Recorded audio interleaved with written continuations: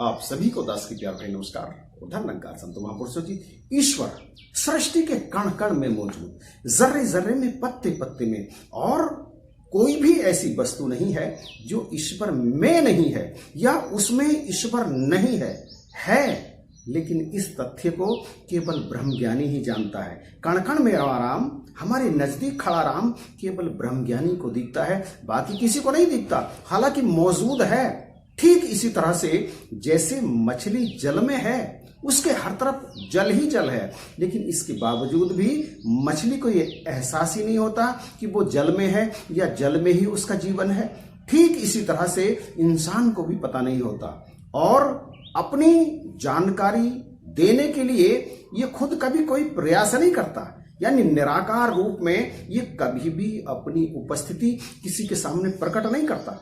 यह कि ये सारी कायनात ईश्वर का ही रूप है, हर जड़ चेतन ईश्वर से ही उत्पन्न है, इस बात की जानकारी देने कि इस शरीर का जो संचालन हो रहा है वो ईश्वर अंश आत्मा के कारण हो रहा है, इसकी जानकारी देने के लिए, आत्मा को उसके निज घर की पहचान कराने के लिए ये आता है संसार में गुरु पीर पैगंबर का रूप धारण करके।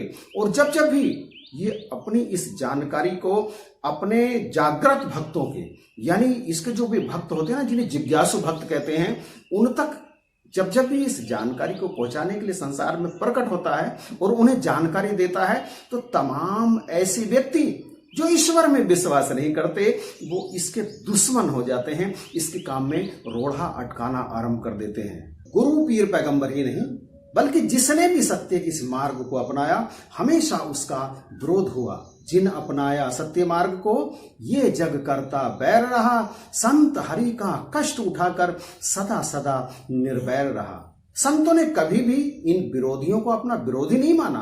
और ये भी हकीकत है कि जब जब भी सत्य की इस आवाज को दबाने का प्रयास किया गया, तब तब ये सत्य इतनी तेजी से उजागर हुआ कि सारे संसार में इसकी रोशनी फैल गई। संत निरंकारी मिशन में भी ऐसा ही हुआ।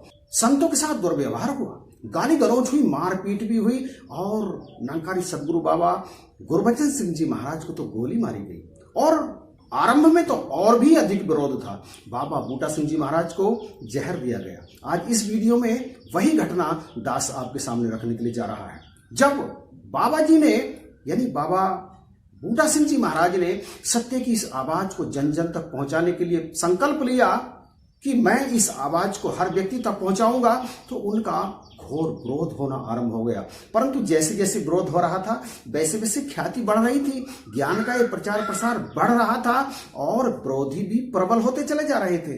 एक बार एक व्यक्ति ने बाबा जी के पास आकर के कहा, जो कि उनका घोर विरोधी था, आप मुझे परमात्मा के दर्शन कराएंगे? अपने सहज सरल स्वभाव के कारण बाबा जी ने कह दिया, तुम्हें ऐसे ईश्वर के दर्शन कराऊंगा जिससे तुम दूर नहीं जा सकोगे। उस व्यक्ति के मन में दुष्ट भावना थी। उसने कहा, ठीक है, मैं परमात्मा के दर्शन करूंगा, लेकिन उससे पहले आपको मेरे घर चल करके भोजन करना पड़ेगा। बाबा जी यद्यपि उसके मन की दुर्भावना को जानते थे कि ये सत्य का घोर विरोधी है, लेकिन चूंकि संत का स्वभाव हमेशा सहयोगात्मक होता है, वो हमेशा संसार के भले की कामना करते हैं और करते ही चले जाते हैं। अपनी इसी भावना, अपने इसी स्वभाव के वशीभूत बाबा जी चले गए उसके घर। उस व्यक्ति के घर में सदगुरु बाबा जी को जो भोजन परोसा गया उसमें विष मिला गया था, लेकिन सदगुरु बाबा जी प्रभु के ध्यान में तल्लीन होकर उस भोजन को, उस विषाक्त भोजन को अमृत समझ करके परवान करते चले गए। उसके बाद जब सदगुरु बाबा जी घर पर आए तो उन्हें 2 बड़ी बड़ी उल्टियां हुई और वो सारे का सारा विष धरती पर गिर गया। उस विष का प्रभाव इतना तीक्ष्ण था कि जितने स्थान पर वो विष गिरा वो जमीन भी काली पड़ गई, परंतु बाबा जी पर वह विष अपना कोई प्रभाव नहीं डाल सका प्रभु की दया से। और चूंकि स्वयं सदगुरु तो निरंकार ही होता है, उन पर उस विष का कोई प्रभाव नहीं पड़ा। उधर वो व्यक्ति जिसके घर बाबा जी को विष दिया गया था, जब उसे पता चला कि बाबा जी का तो कुछ बिगड़ा ही नहीं, वो उसके होश खराब हो गए और फिर जिंदगी में कभी भी वो सतगुरु के सामने अपने आप को लाने की हिम्मत ना जुटा सका। संतो महापुरुषों, आज आप देख रहे हैं, जान रहे हैं, पहचान रहे हैं कि उन्हीं बाबा बूटा सिंह जी का सत्य का ये मिशन, ये संत निरंकारी मिशन सच के इस संदेश को दुनिया के कोने कोने में पहुंचा रहा है। जो इस आवाज को सुनकर इस सत्य को अपना रहे हैं, इस ज्ञान को आत्मसात कर रहे हैं, उनका ये लोक भी सुखी हो रहा है और परलोक भी सुहेला हो रहा है।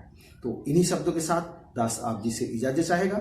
वीडियो के बारे में अपनी राय आप जरूर भेजना, लाइक और शेयर जरूर करना। और हाँ, यदि अभी तक भी आपने इस चैनल को सब्सक्राइब नहीं किया है तो प्लीज सब्सक्राइब करके बेल आइकन को प्रेस कर दीजिएगा, ताकि इस चैनल पर आने वाली नई वीडियो सबसे पहले आपको प्राप्त हो। इन्हीं शब्दों के साथ आप सभी को प्यार भरी नमस्कार और धन्यवाद। संत महापुरुषों जी